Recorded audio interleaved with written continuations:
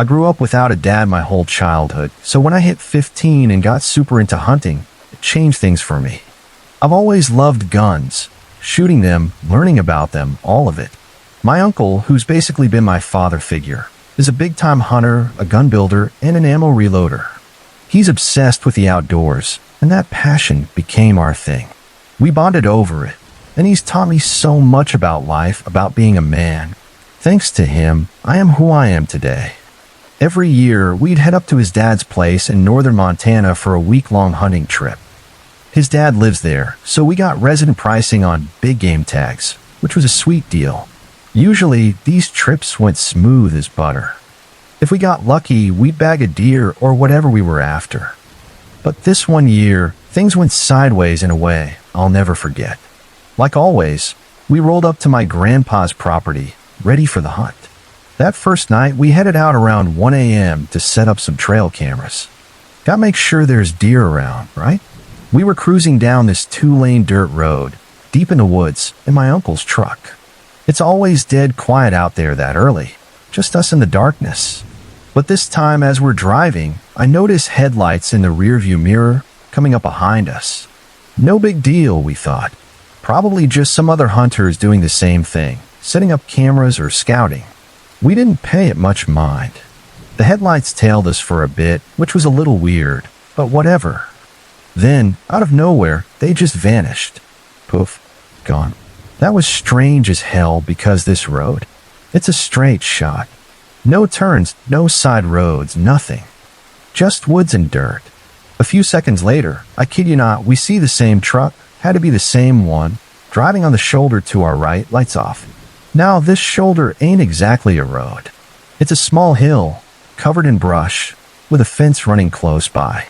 No one in their right mind would drive there. The truck speeds up, cuts back onto the road, flips its lights back on, and peels out into the darkness ahead. Red flags were flying high at this point. My uncle and I exchanged looks, like, what the hell was that? We figured maybe they were just impatient, wanted to get to their spot before us. No biggie, we told ourselves, but it didn't sit right. We kept driving a few more miles until we saw taillights up ahead, stop dead in the middle of the road. It was that same damn truck. They'd set up traffic cones, completely blocking the way.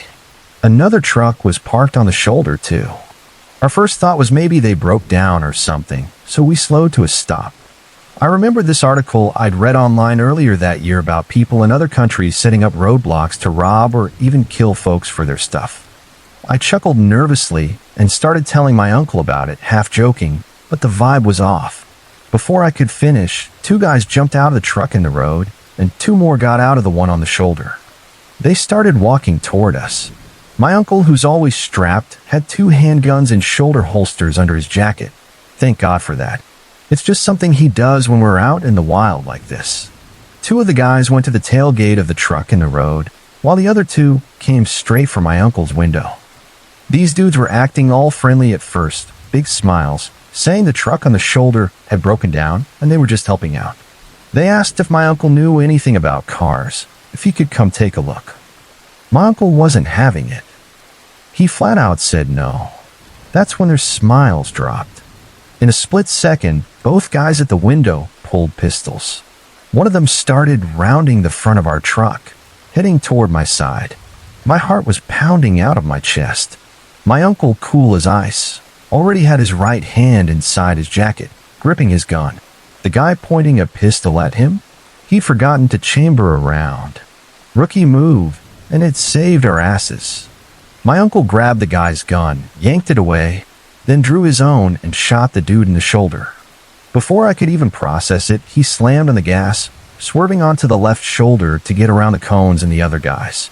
I looked back as we peeled out, saw the 3 other men rushing to the guy my uncle shot, who was crumpled on the ground. We hauled ass, driving for what felt like forever without saying a word. The silence was heavy, like we were both trying to wrap our heads around what just happened. We finally got back to my grandpa's house, and my uncle told me to hit the sack. He called the cops and gave them the full rundown. 2 officers came out to take his statement. They told us they'd had a bunch of reports about roadblocks like this popping up all over northern Montana. Turns out, They caught all four of those guys that night when they took their buddy to the hospital for the gunshot wound. Man, that trip was supposed to be about hunting deer, not dodging some sketchy roadblock ambush. But my uncle's quick thinking and those holsters under his arms, they're the reason we made it out in one piece. Last summer, back in July 2017, I decided to take my toddler to the park. It's about 2 miles from my house on the other end of town. Looking back, the park's in a pretty awful spot, secluded, down a back road, basically in the middle of nowhere. But at the time, I thought it'd be perfect for my rambunctious 3-year-old to run around without me worrying about cars or anything. I was 5 months pregnant, so I figured the walk would do me some good too. I loaded her up in the stroller, and off we went. My daughter was, and still is, obsessed with this whole rock hunting trend. You know, where people paint rocks and hide them for others to find. So as soon as we got to the park, I parked the stroller under the pavilion, took her little hand, and we started wandering around scavenging for those painted rocks. We hit the creek, the playground, all over the place. She was thrilled, and I was just happy to see her so excited. Then she spotted a glittery rock under the slide. She bolted over, scooped it up, and started yelling, "Mommy, I found one." I found one, bouncing around like she'd won the lottery. That's when I heard clapping. I looked up and saw this guy sitting at a picnic bench near the pavilion, eating a sandwich. He had this big smile, clapping at my daughter's excitement, even letting out a hoo-hoo. He seemed friendly enough at first. I pegged him to be around my age, maybe 23, though I later found out he was in his early 30s. He was dressed casually, sweatpants, a plain black tank top, a beanie, basketball sneakers, and a backpack next to him. I'm from a small town where everyone's pretty friendly, so I figured maybe he'd walked over from the basketball courts down the street and was just chilling in the shade, eating his lunch. My daughter, though, was already tugging my hand, ready to hunt for more rocks. She's relentless like that, so I didn't have time to overthink it. She dragged me toward a small bank by the duck pond, and off we went. It didn't hit me until later that I'd left my phone, my pepper spray, everything, in the stroller under the pavilion, right there with this random guy. My daughter and I were out of sight, down by the pond, searching the edges for more rocks. After a few minutes, we decided it was time to hit the playground, so we started heading back up the bank. That's when I saw him. The guy from the picnic bench was rummaging through my stroller. My heart sank. I reached for my phone to call the town cops, thinking this was just some punk looking for cash or something. Then it hit me, my phone was in the stroller. I was 2 miles from home, in this isolated park surrounded by creeks and ponds, with the only way out being past the pavilion. The nearest house was half a mile away. Even if I tried to run or get help, this guy would see me and probably bolt. At that moment, I wasn't thinking the worst, like I didn't peg him as a killer or anything. I just figured he was trying to steal my stuff. Naive, I know. I stood there for a couple of minutes, watching him dig through my things. Then he looked up and our eyes locked. I blurted out, "Excuse me." He straightened up and said, "Oh, I'm sorry. Do you have any aspirin? I'm really not feeling well." His tone was casual, but something felt off. I shook my head no, grabbed the stroller with one hand, my daughter's hand with the other, and started walking. Looking back, I should have put her in the stroller right then, but I was so focused on getting out of there that I didn't think straight. That's when things got weirder. He called after me, "Well, do you have any water? Or maybe a bite to eat? I think my sugar's low." I froze. My mind was racing. He'd literally just been eating a sandwich. I'd seen him. This was a trap, no question. Then he turned to my daughter, who was still holding my hand, and said, "Aren't you the cutest little thing I've ever seen? What does your shirt say?" Before I could react, he lunged forward and grabbed her shoulder. I yanked her back toward me, my heart pounding. He kept going, all cheery, saying, "How cute. Do you like kittens? I've got a couple at my house just down the road." That was it. I scooped my daughter up, grabbed the stroller, and started power walking as fast as I could with a big pregnant belly and a squirming toddler in my arms. I heard him yell, "I wasn't trying to scare you," but I didn't stop. I got to the park entrance and turned around. He was following me, hot on my trail. His smile wasn't friendly anymore. It was twisted, malicious, and he was waving, trying to flag me down. I knew I couldn't outrun him, not with my pregnancy and my daughter kicking and screaming. So I stopped, strapped her into the stroller, missing 2 of the buckles in my rush, and took off again. I kept looking back every few feet, and he was still there, trailing me. I was trying to figure out how to get my phone from the bottom of the stroller without stopping to dig through my purse. Finally, when I hit town, the increase in traffic must have spooked him, because he was gone. I called 911 from my phone, got through to the state police, and told them everything. They took a report and asked if he was still following me. I said, "Not that I know of," and they told me since I was only half a mile from home, they'd send a trooper when they could have finished the report and get a description. No cop ever showed up. The next day, my husband called the police at 8 a.m., demanding someone come out. Again, they said they'd send someone when they got a chance. Frustrated, I took to Facebook, not for attention, but to warn other parents about that park. That night, at 9 p.m., the local news shared my post. 10 minutes later, a local police officer called, asking me to take it down because it was causing an uproar. I lost it. This guy had harassed me and my toddler, tried luring her to his house, followed us into town, and they didn't care. 2 weeks later, I was scrolling through the local news page and saw my story again. Someone had reacted with a haha emoji. I clicked to see who it was, some guy named Tim Smith. I dug through his profile, and there it was, a photo of him with a creep from the park, captioned, "My son and me." The comments asked if his son was out of jail yet. My stomach dropped. My husband suggested we check the sex offender registry, and sure enough, there he was, Tim Smith's son. He'd done 8 years for molesting kids, plus other charges. He shouldn't have been anywhere near a park or the daycare we'd passed while he was tailing me. I called the police again, told him I knew who he was, that he was a registered child predator. They brushed me off. Just last month, I posted on the local rock hunting page about how excited I was to start hunting rocks again now that the snow had melted. A bunch of people liked it, but only one commented, a guy named Ron Smith. His message? "I can't wait to see you again." So this whole thing went down because my engagement fell apart, and I had to move back in with my dad, who's, let's just say, a bit too fond of the bottle. I was saving up to get my own place, but living with him was wearing me thin. One night, I just needed a break from his drunken antics, so I decided to crash at my friend's house. I've known her since middle school, and we go way back. She's great, but her taste in guys, always been a little sketchy. Still, she's got a baby boy with her boyfriend, so I figured things were stable enough. I didn't think twice about heading over. It was a Friday night around 9 p.m., and I drove to Jess's place, a small duplex on the rougher side of our town in eastern Kentucky. The neighborhood's not great, cracked sidewalks, a few boarded-up houses, but I wasn't worried. Jess is like family, and I just wanted to chill, maybe watch some trashy reality TV and forget about my problems. I'm 26, not exactly a tough chick, just a regular gal trying to keep it together after my ex-fiancé bailed. I pulled up, grabbed my overnight bag, and knocked. Jess opened the door, all smiles, her toddler asleep in his crib in the living room.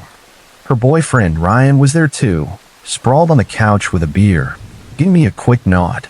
He's a scruffy guy, tattoos up his arms, always a little too intense for my taste, but I figured he was harmless.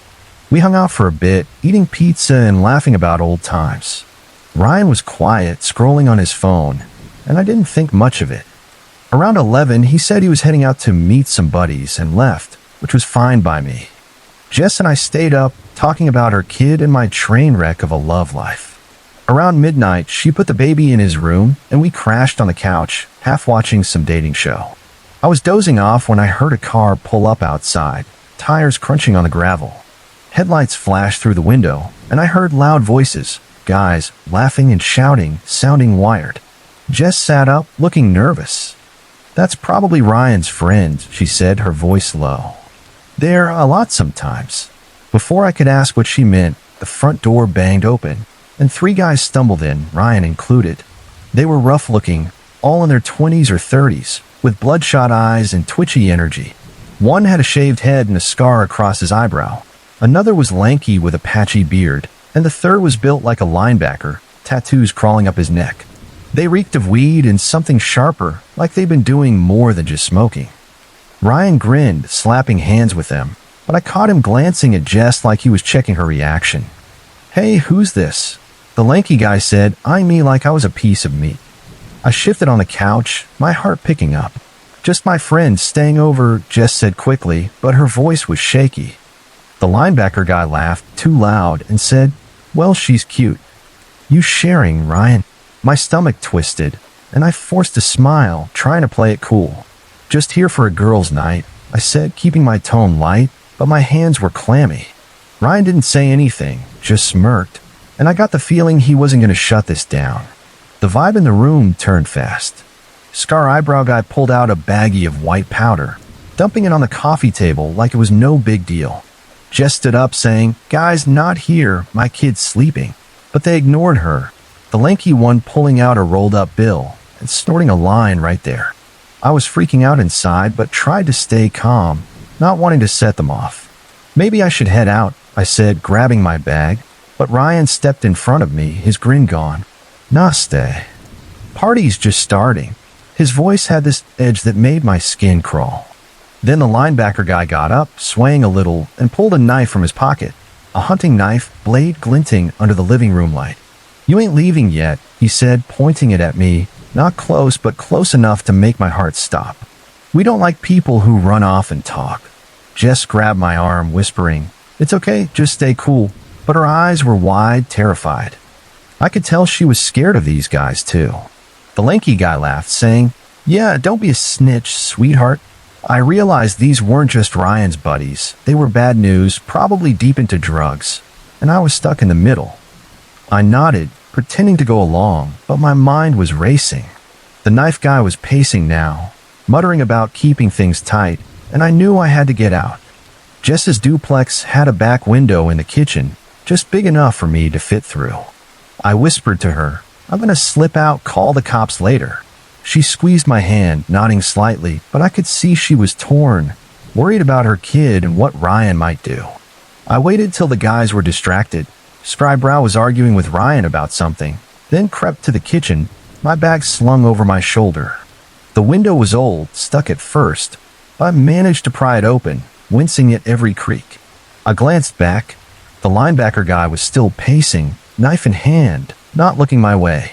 I hoisted myself up, scraping my knee on the sill, and dropped into the backyard, my heart pounding so loud I thought they'd hear it. I heard a shout from inside. "Where's she going?" And heavy footsteps.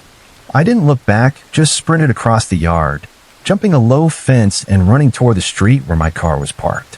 I got to my car, fumbling with my keys, my hands shaking like crazy.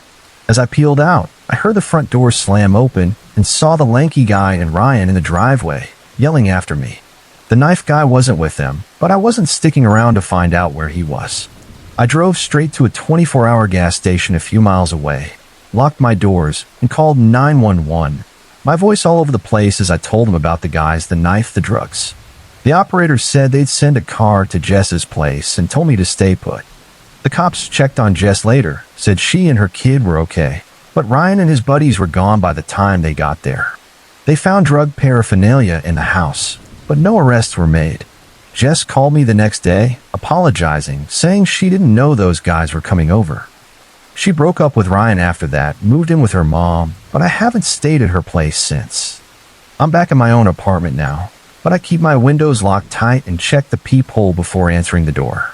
Those guys' faces, especially the one with the knife, are burned into my brain. If any of you have ever had to bail from a sketchy situation like that, how do you stop feeling like they're going to show up again? I'm still paranoid, and I'd kill for some way to shake it off.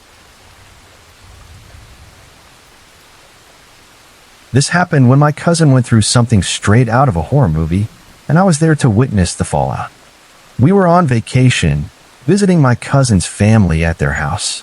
It was a fun night, full of catching up, laughing, and just soaking in the family vibes. Around 10 p.m., the adults sent all us kids upstairs to bed.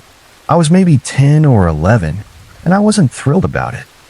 Something about the upstairs gave me the creeps, especially this one room at the end of the hall with the door always closed.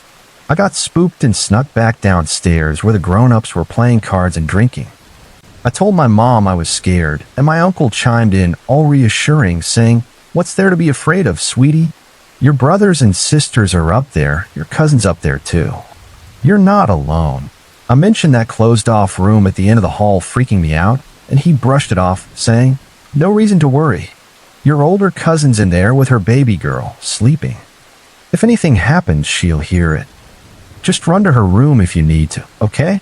I wasn't sold, but I nodded and trudged back upstairs, feeling uneasy.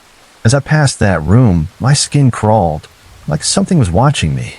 I shook it off, ran to the room I was sharing with my cousin, and made her sleep on the outside of the bed so I could be against the wall, as far from the door as possible. I'd barely drifted off when we were jolted awake by these blood-curdling screams, mixed with the hysterical wails of a baby. My cousin and I shot up in bed, frozen, hearts pounding. The screams didn't stop, and suddenly, all the adults came charging up the stairs. My uncle was in front, gripping a baseball bat, with my dad right behind him, holding a rifle. The screams were coming from that creepy room at the end of the hall. My uncle was banging on the door, yelling, "Elisa, open the door." The shrieking just kept going, relentless. Finally, my uncle and dad busted the door down. It literally fell inward with a crash. All us kids were huddled in our doorways, watching, terrified. The hallway light spilled into the room, and we could see my older cousin, Elisa, sitting up in bed, clutching her baby, both of them screaming. The baby was pointing a chubby little hand at the far wall. Everyone turned to look, but there was nothing there, just a blank wall. My uncle rushed in, grabbed the baby, and handed her to my aunt, who whisked her downstairs. Elisa was still screaming, like she was in some kind of trance. My uncle scooped her up, carried her out of the room in her catatonic state, and took her downstairs. Only then did her screams finally stop. I was shaking, terrified, because that room had given me the heebie-jeebies earlier, and now this? My mom tried to calm us down, shooing us back to bed, but I wasn't having it. I bolted downstairs, leading the charge, and all the other kids followed, nearly knocking my mom over in the stampede. When we got downstairs, we saw Elisa lying in her parents' bedroom, a washcloth on her forehead. My aunt said they'd called an ambulance because Elisa had a raging fever and wouldn't snap out of her blank, staring state. They sent all us kids to the living room to sleep wherever we could find a spot. I overheard my dad and uncle hauling a huge piece of plywood upstairs, followed by the sound of hammering. Later, after the ambulance took Elisa to the hospital, with my aunt and uncle following behind with a baby, I caught my dad talking to my mom about what had happened. Apparently, Elisa had been telling her parents for a while that weird stuff was going on in that room, but they didn't believe her. She'd started burning candles as nightlights and hanging crucifixes on the doors and windows for protection. The night before, she'd woken up to find all the candles snuffed out, the room pitch black and freezing cold. In the moonlight, she saw a man, all in black, standing over her baby's crib. She screamed, threw a book at him, and flipped on the light, but he was gone. Still freaked out, she took her baby into bed with her and slept with the lights on. Fast forward to that night. Elisa had gone to bed early because she had college in the morning, but her baby was fussy. She'd been rocking her, sitting on the bed, until the baby finally fell asleep. She turned off the light and lay down. Sometime in the night, the room got icy cold, and the baby started crying. As Elisa tried to soothe her, the baby began pointing at the wall behind her. Elisa turned around and saw this huge man in black standing in the shadows of the corner, wearing an old black fedora. He was looking down, his face hidden. She gasped, clutched her baby, and crawled to the far corner of the bed, calling for her dad. They couldn't hear her downstairs. She called again, louder. That's when the man slowly looked up, like in slow motion, his eyes still closed. His face was gone, like a death mask. Then he opened his eyes, blazing red, practically glowing, and smiled at her. He started walking toward her, slow and deliberate. The baby went into full-on terrified screams, and Elisa screamed too as he got closer. Just as he was about to reach her, the door busted open, and he vanished. That's when she went into shock. Elisa came out of it after a few days in the hospital, but she refused to go back to that house. She moved in with a friend in the city, taking her baby with her. My uncle and aunt ended up selling the house, but not before sealing off the entire upstairs. They nailed up that huge piece of plywood, soaked in holy water or something, to block off the room.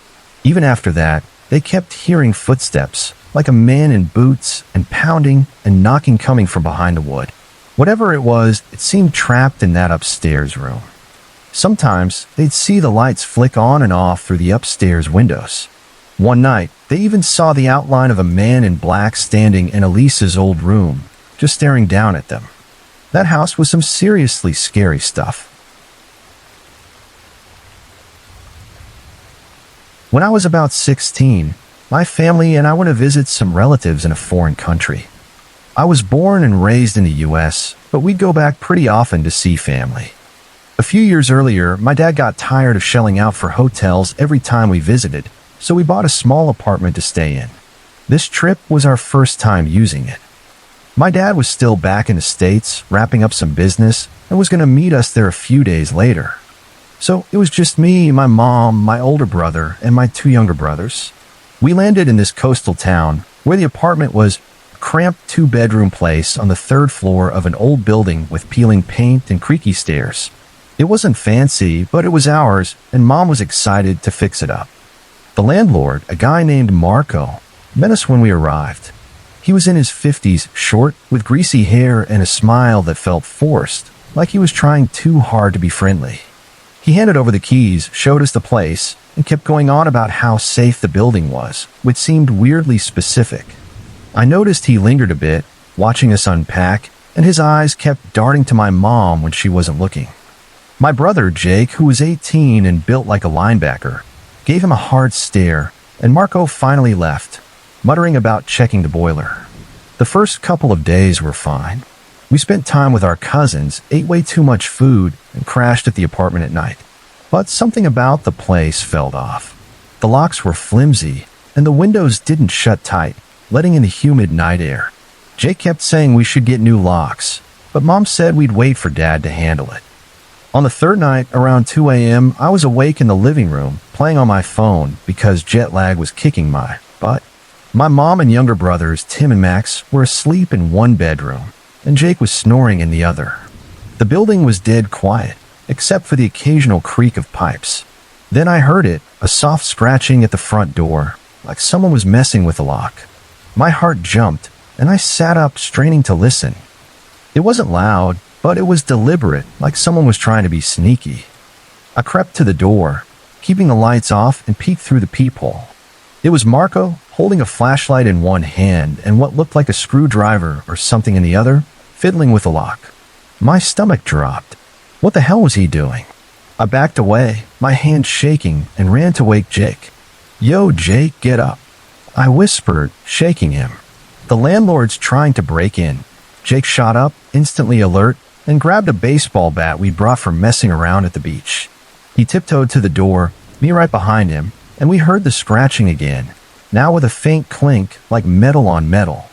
Jake looked through the peephole and cursed under his breath. "It's that creep," he whispered.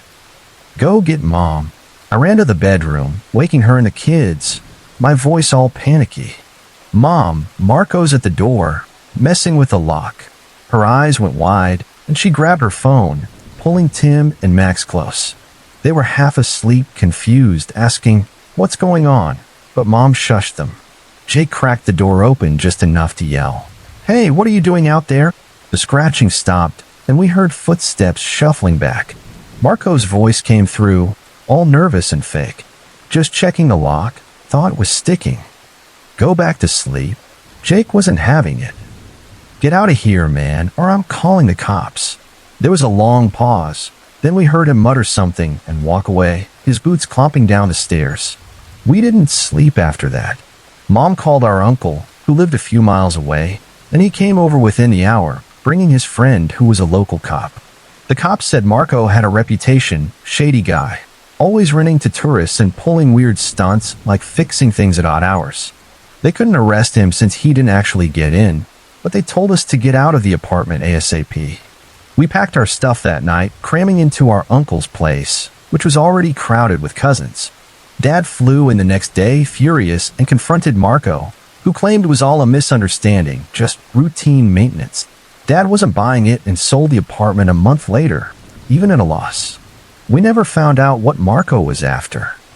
Was he trying to rob us? Spy on us? Something worse? The way he looked at my mom that first day still bugs me, and I keep wondering what would have happened if Jake hadn't scared him off. I'm 24 now, living on my own, but I still get paranoid about locks, always double-checking them at night. If any of you have dealt with a creepy landlord or someone trying to break in, how do you shake that feeling of being watched? That night messed with me, and I'd kill for a way to stop looking over my shoulder. I was home alone one night at my dad's apartment, and what happened still gives me chills. I've got a panic disorder and anxiety, and I'm on meds for it. One of my biggest triggers is an unlocked door when I'm by myself. It's like this irrational fear that someone's going to barge in and do something awful. So, I'm obsessive about checking the locks. That night, my dad was out playing poker like he often does, and probably wouldn't be back until 2 or 3 a.m. I was cool with it, though. I kind of like having the place to myself sometimes. My routine was to take a shower around 11 p.m., dry my hair, and crash in bed. That's exactly what I planned to do. Our apartment's small and laid out like this. You walk through the front door into a short hallway that leads to the living room. In the hallway, there's a closet and the door to my dad's bedroom. The living room's straight ahead with the kitchen to the right. Past the living room, there's another closet, and on either side of it are my bathroom and my bedroom. Before I hopped in the shower, I checked the front door like a million times to make sure it was locked, deadbolt and all. I left my 2 dogs in the living room, turned on the kitchen light and a lamp in the living room, and left the other 3 lights off. I'm a bit of a perfectionist about this stuff. It bugs me if the lights aren't set just right, like it's part of my ritual or something. I closed the bathroom door all the way, because my older dog has this bad habit of sneaking in and peeing on the floor if I leave it open. I take long showers, like 45 minutes to an hour, just to unwind. About 20 minutes in, my younger dog started barking. This wasn't her usual "there's a cat outside" bark. It was this intense, threatening growl I'd never heard before. It freaked me out, but I told myself it was probably just a squirrel or something, maybe my anxiety messing with me. She's weird about strangers, especially guys, and will bark her head off at anything she doesn't like cats or even this random cup someone left on our screened-in porch ledge. A few minutes later, she was still going, and then my older dog joined in. He's not much of a barker, maybe a few excited yips when someone's at the door, but this was different. Both dogs were barking like something was seriously wrong, all aggressive and loud. It went on the whole time I was in the shower, which was another 30 minutes or so. When I turned off the water, the barking stopped, like someone flipped a switch. That threw me off, but I brushed it aside, thinking maybe my anxiety was just running wild again. I wrapped my hair and body in towels and headed for the bathroom door, but something caught my eye. The door was cracked open. I froze. I knew I'd closed it tight to keep the dogs out. My heart started racing, and I tried to calm myself down, thinking maybe I just imagined closing it. But deep down, I was sure I hadn't.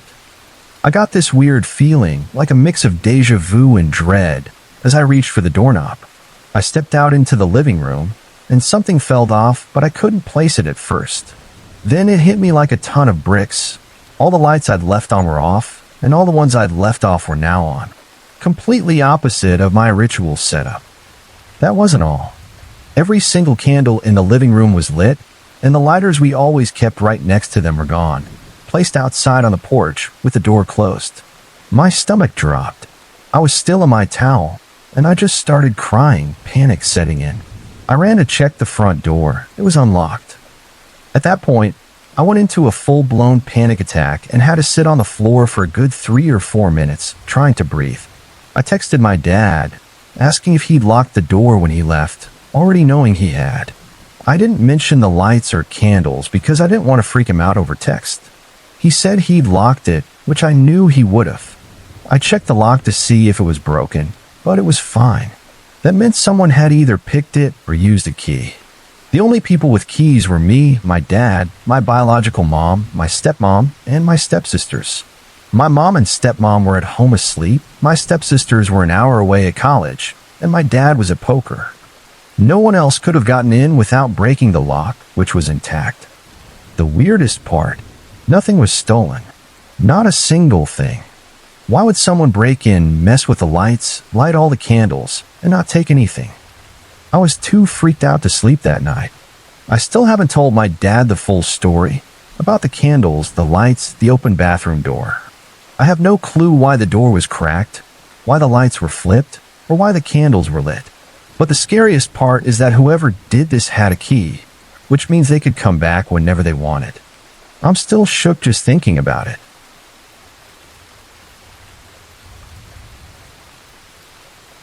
When I was around 5 years old, I used to spend a lot of time at my grandparents' apartment in the middle of the city.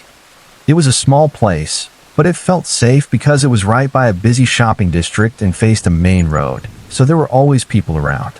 I'd go there almost every weekend to hang out with my grandparents, watch TV, eat dinner, or play with my brother. We'd sometimes run around the apartment complex downstairs, playing tag or just goofing off, typical kid stuff. The apartment had this weird setup where all the kitchen windows opened onto the staircase, so anyone walking by could peek into the kitchens through these metal grills. It wasn't dangerous or anything, but it always struck me as an odd design choice. Anyway, one day my brother and I were downstairs, messing around, looking at cars, nothing special, just 5-year-old shenanigans. We were heading back upstairs when this old woman called out to us from her ground floor apartment window. She looked like your typical grandma, all wrinkly and sweet, and she was cooking something. She offered us some food through the window, and we didn't think twice. We went over, took the food, and started chatting with her. This became a regular thing for a few weekends. We'd knock on her window as we passed by, and she'd hand us something to eat, cookies, little sandwiches, whatever she was making. We'd talk for a bit, always through the window, and she seemed like the nicest lady. I remember her being super warm and friendly, like someone you'd want to have as a neighbor. I even told my dad about her, how cool she was, always giving us snacks when we walked by her window. He looked at me funny and said, "Nobody lives on the ground floor. That's an office space for an old dentist who closes up in the afternoons." I was 5, so I just shrugged it off, thinking he didn't know what he was talking about. I was dead sure this lady lived there, and my brother was with me every time, so I wasn't imagining it. But one day, I started paying more attention to her place while we were talking. The window wasn't huge, but I could see enough of her kitchen and a bit of the living room behind it. I noticed something weird. Beyond the kitchen, everything was dark, like pitch black. The kitchen light was on, but the rest of the apartment was just this void of darkness. It creeped me out. I mean, who doesn't have at least a living room light on? How do you even move around without tripping over stuff? It didn't make sense, and it unsettled me even as a little kid. I dragged my parents to the staircase to meet her, just to say hi and prove she was real. We got to the window, and nobody was there. I knocked hard, but no answer. The kitchen light wasn't even on. My dad told me to stop, and we left. It felt so wrong, like the place was suddenly lifeless. The next weekend, I went back, determined to see her again. I knocked on the window, nothing. So I went to the door and rang the doorbell.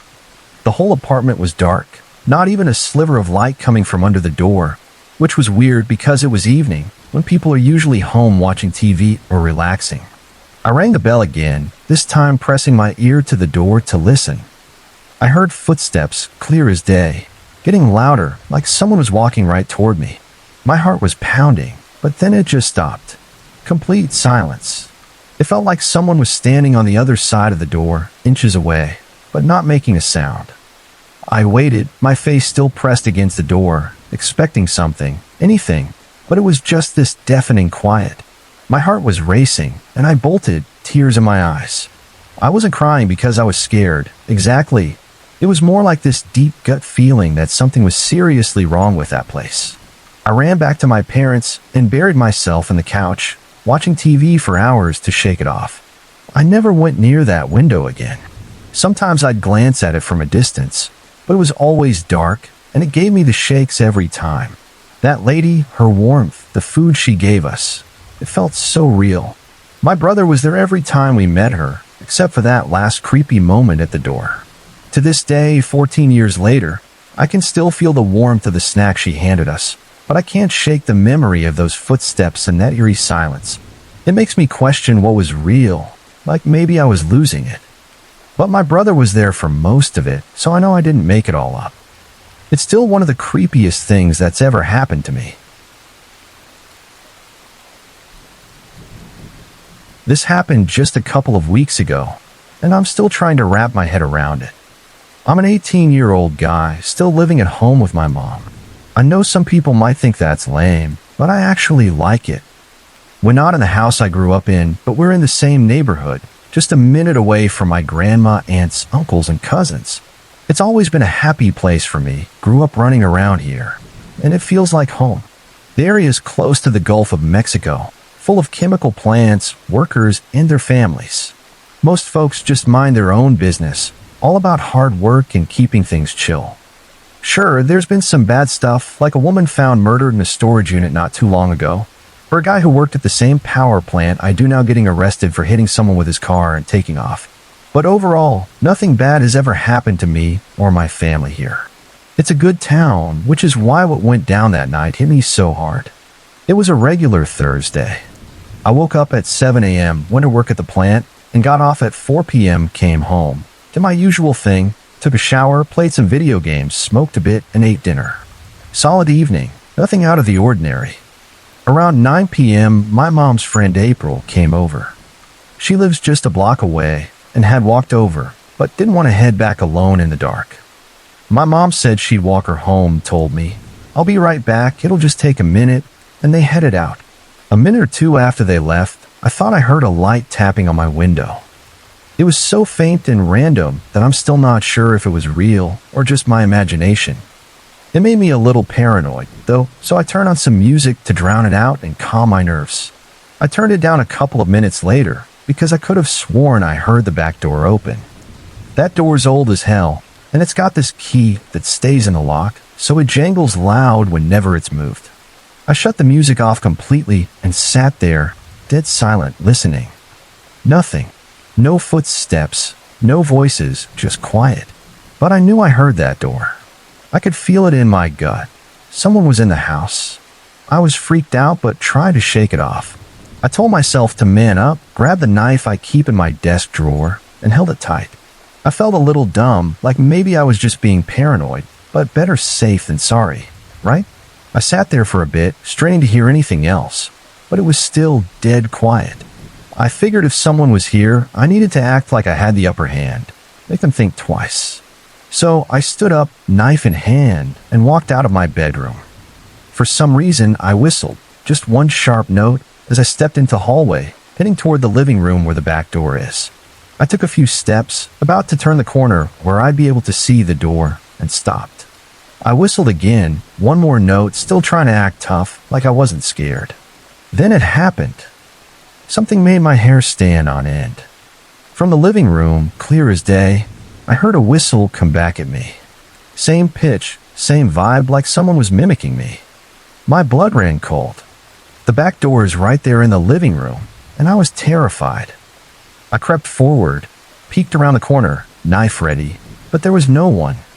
The door was closed, and I couldn't remember if I'd left it unlocked or not. My mind was racing, trying to piece it together. I stood there, frozen, waiting for any sound, any sign of someone. Nothing, just silence. A few minutes later, my mom came back home. I didn't tell her what happened. It was too weird, too confusing, and I didn't know how to explain it without sounding crazy. I still don't know what to make of it. Was someone in the house whistling back at me? Did I imagine it? The door, the tapping, that damn whistle, it all felt so real, and it scared the hell out of me. I'm still rattled, wondering what was going on that night. When I was about 11, I was babysitting my younger cousins at our place while my mom ran to the grocery store. We live in a quiet little suburb in Michigan, the kind of place where kids left their bikes on the lawn and nobody locked their doors. I'm a girl, pretty shy back then, and babysitting my cousins Lila, 7, and Ben, 5, was my first real job. Mom will be gone for maybe an hour, and I was feeling grown up, keeping the kids entertained with cartoons in the living room. It was a sunny Saturday afternoon around 3 p.m., and everything was chill until some guy started banging on our front door like he was trying to break it down. Lila and Ben jumped when the pounding started, and I felt my stomach twist. I told them to stay on the couch and tiptoed to the door, my heart racing. Our front door had a small window at the top, but I was too short to reach it, so I peeked through the living room curtains instead. There was this guy outside, maybe in his 20s, tall and lanky with a buzz cut and a stained tank top. He looked pissed, his face all red, and he was holding a wrench in one hand, banging it against his palm like he was itching to use it. "Open the door," he shouted, his voice rough and loud. "I know you're in there." I was freaking out but tried to stay calm for the kids. "Stay quiet," I whispered to Lila and Ben, who were wide-eyed, clutching their juice boxes. I didn't know what this guy wanted, but no way was I opening the door. Mom always told me never to let strangers in, and this dude was giving off bad vibes. I grabbed the cordless phone from the coffee table, ready to dial 911 if I had to, and crept closer to the door, hoping he'd just go away. But he kept banging harder now, yelling, "One of you kids stole my bike. I saw you messing around in my yard." I was confused.